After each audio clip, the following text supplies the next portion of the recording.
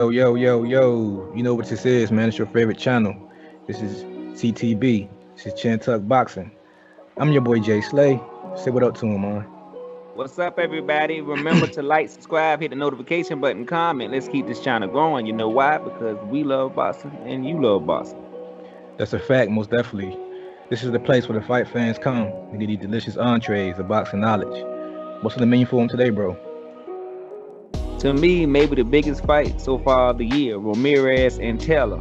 Let's talk about it. Let's break it down and give our predictions. All right, man, let's do it, man. Let's serve them up. All right, man, the biggest fight of the year so far. It's like Christmas time to me every year. Christmas comes multiple times a year for me when these big fights happen. You're undisputed, man, at 140. Has it been an undisputed champion since Crawford left? So to me, it's big, man. It's rare to see undisputed champions, especially when they both fight in their primes. So to me, and they both undefeated. To me, this is a great fight, and I look forward to watching it tomorrow. So let's break it down, man, and give our strengths and weaknesses and our predictions. All right, let's start with the weaknesses of Ramirez, man. What is your weaknesses you see that Josh Taylor can possibly take advantage of in this fight? For me, defensively, I think Ramirez can be irresponsible at times, and he's a little open because he's such an offensive fighter, and he's aggressive. So sometimes it's easier to catch him. Also, I think the other thing that Ramirez has working against him is I don't think he has as many wrinkles as Josh Taylor. So I'm curious if he can't overpower him or catch him or use his power to take advantage of Josh Taylor. What is plan B? So to me, they are the two things that stick out far as the weaknesses of Ramirez. That's good weaknesses, man. I see those same ones. I agree with you, but I also see one more. I think the speed edge would go to Taylor. I think he's not slow. Ramirez is not slow by no means, but I think his punches come a little wider and loopier, and he loads up heavy on a lot of shots that makes him slow. And like you said, it makes him hittable when it comes to a slick style, which I think Postal kind of showed a little bit of that before he did beat Postal. But I think Postal took advantage of that long jab, which Taylor will also have a long jab on him. I think that's going to be his weakness. We'll be getting around that jab and landing those looping punches, man. Also, possibly, I will get a slight edge. Also, the foot speed. I think Ramirez's foot speed is not as quick as Taylor, and I think Taylor would take advantage of that also in this fight. All right, man. What are some of the weaknesses you see from Taylor that Ramirez can take advantage of? I would have to say with Ramirez, I think he has to take advantage of with Taylor. At this point, I don't think Taylor has too many weaknesses, but I think that he has to use the outside distance in the fight. I think Taylor is too good on the inside. I think Taylor is one of the best inside fighters to me. So I think that his weakness is he's not a great outside fighter. He's a better boxer, but I don't think he's a great outside fighter. Also, another weakness I'm gonna throw a curveball is this is only Taylor's second fight with Ben Davis. So I'm curious. He fought another guy that wasn't that good. He knocked him out in the first round. So this is the first real fight of a opponent that might can get him. So I'm curious with him and Ben Davis how it's gonna work out. Could be a match made in heaven, or he could get exposed. So I'm gonna go with something off the wall and say that having this new trainer and not having that experience could come back to be his weakness. I'm gonna go to the heart range. I never seen Taylor heart get tested. I never seen him in a really be the only really guts and glory fight that I seen him in was the Regis Prograis fight. And to me, debatably, some people say he lost that fight. It was that close. It was a majority decision win, but a lot of people gave a lot of those middle rounds to Regis. Me myself, I didn't. I think Josh Taylor did win it, but it was a slight win. It wasn't an impressive win by no means. And I think Ramirez can take advantage of some of those same flaws that the Regis Prograis pulled out of Josh Taylor. Their styles are kind of similar. I think Prograis is a little faster than Ramirez, but other than that, I think their styles are kind of similar. I just want to see Josh Taylor and see what his heart rate at.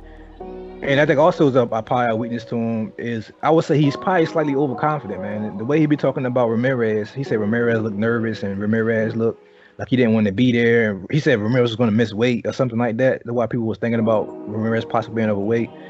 To me, it's kind of giving me like the Billy Joe Saunders vibe. How Billy Joe Saunders was coming in underestimating Canelo and being overconfident in Canelo, and just so happened they got the same trainer and Ben Davison. I mean, it could be a similar thing, but you never know. Sometimes it repeats itself like that. I just hope he don't come in there and think Ramirez is what he think he is, because Ramirez has a different gear that I don't think Taylor has seen yet, and vice versa. I think Taylor also has another gear that Ramirez hasn't seen yet, which will make this a great fight, but it makes it hard to call. All right, go to the scrimps, man. Scrimps. What are some of the scrimps that you see Ramirez has over Josh Taylor? But the obvious one is I think he has more power. So that is one of his strengths. I don't think that's really debatable. I think another strength he's a little bit more explosive to me. So, and like I said, you touched on it a couple of times already, and it seems like we'll find out, but it seems like Ramirez has been tested a little bit more, so I have to get a hard advantage, like you said, to Ramirez. In this case, he's been in a lot of situations where he had to dig deep and pull it out. So I would say those three are his strengths in this fight. Yeah, I agree with you, the heart and the strength. I agree with you with the punching power. I agree with that. I will also give him the slight edge on the dog in him. I think he has the dog in him. I feel like he fights to hurt fighters. I feel like he goes in there to actually punish people. While Josh Taylor sometimes can go in there and look to outbox and happen to hurt you and then get you out of there. I think it's a difference in him. I think Ramirez is like a quiet assassin, man.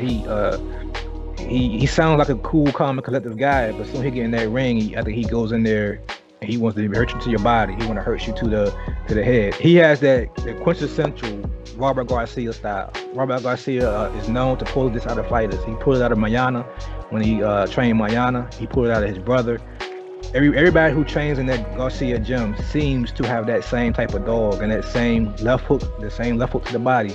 They have that same mentality, and I think that's a trainer-fighter match made in heaven. So I see that as being a really big scruff coming from a guy who, like you said a minute ago, is just now learning his new trainer. This is his second fight with Ben Davison. So that coach, that trainer-fighter familiarity can be an issue for a fighter who doesn't have that same in that corner, I guess. When Garcia sees something, Garcia can tell it to Ramirez, I think, faster and better than Ben Davison, who's just now having 2 training camps with this fighter.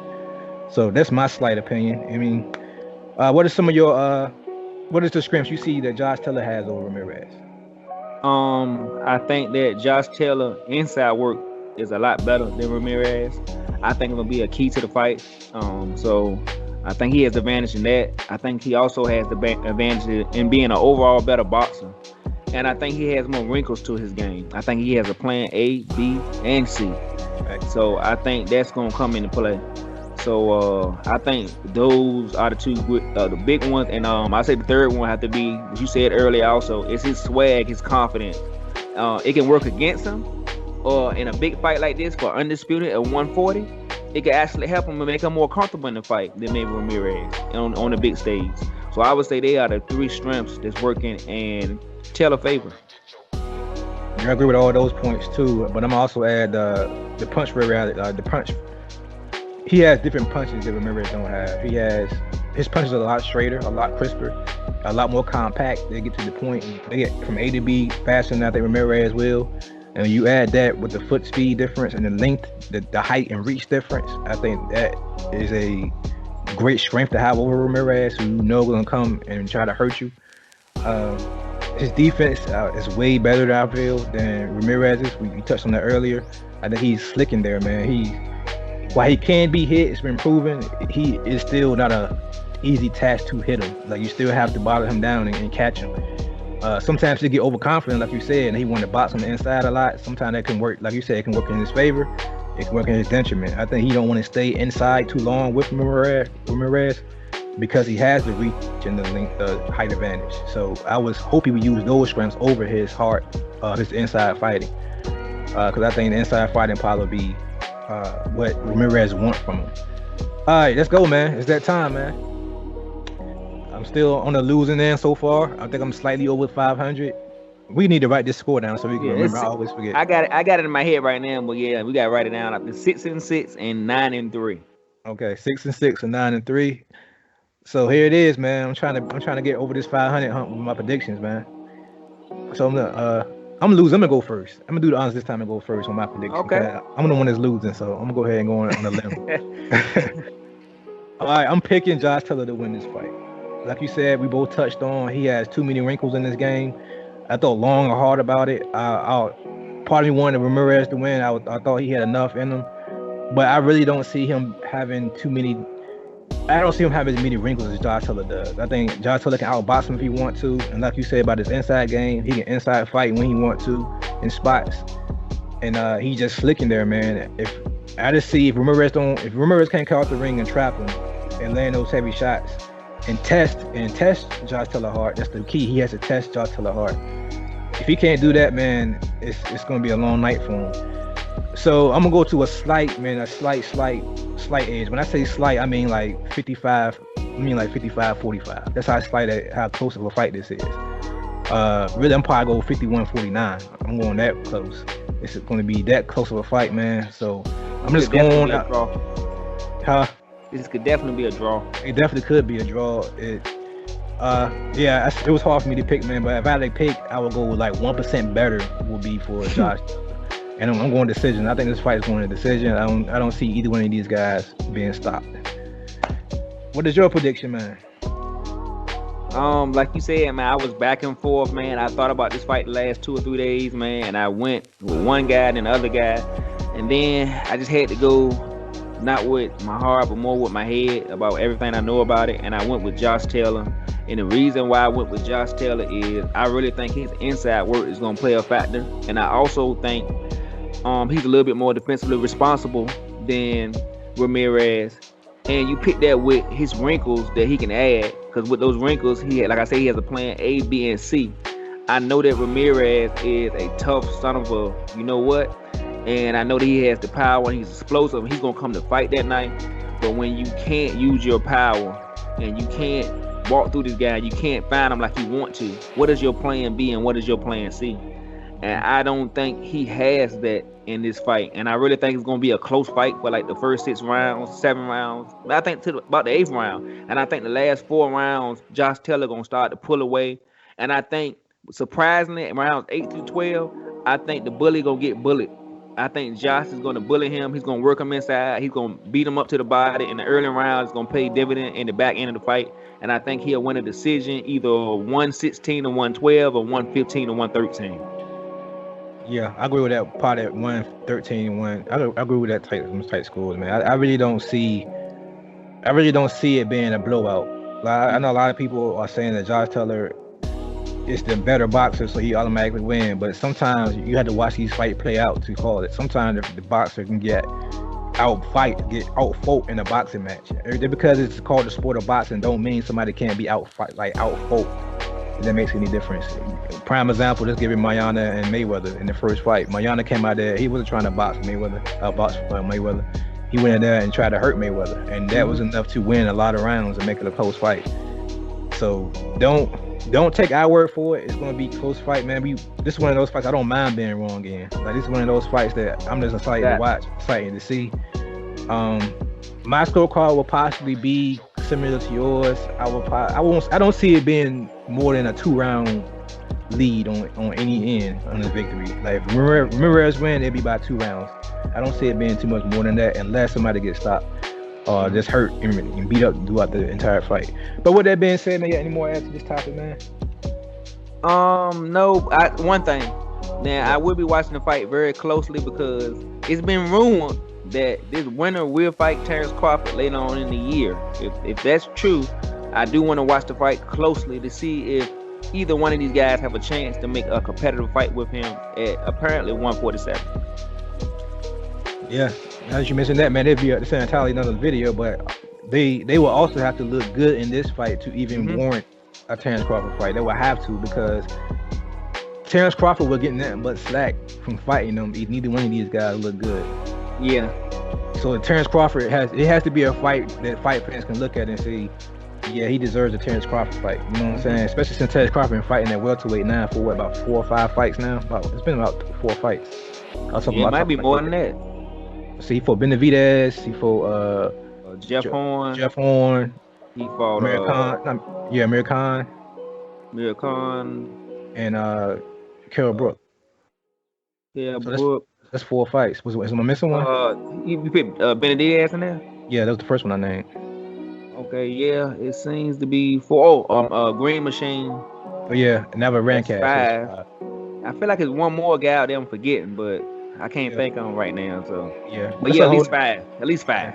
At least 5. That's a whole entire another video, which we'll talk about after this fight this weekend, and we'll give you our, you know what I'm saying, we give our post fight, and we'll say if they deserve to have a fight with possibly number 2 pound for pound on most people list, Terrence Crawford. With that being said, man, this is your favorite channel, man. This is CTB. This is Chan Tuck Boxing. I'm your boy Jay Slay. Say peace to him, man. All right, everybody, remember to like, subscribe, hit the notification button, comment. Logo at the bottom of the screen, just click on it and subscribe. Let's keep this channel growing. You know why? Because we love boxing and you love boxing. But most of all, God, peace, and love, and we out of here.